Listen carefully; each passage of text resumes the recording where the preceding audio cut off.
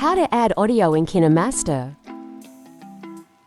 Once your project is open, look at the right-hand menu and tap the audio icon.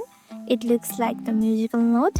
Tap on it. This brings up several audio options, music tracks, sound effects, and more. You can tap the play button to preview any track before adding it. Let me go to music. From here, let me add this one.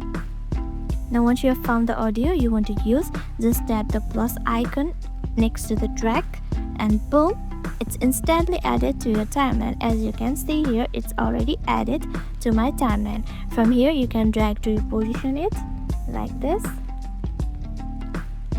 Once you are happy with the audio mix, tap the play button to preview your work. And that's it, you have this added audio in KineMaster all from your iPhone. If you found this tutorial helpful, hit the like button, subscribe and ring the notification bell for more editing tips. Thank you for watching and I'll see you in the next video.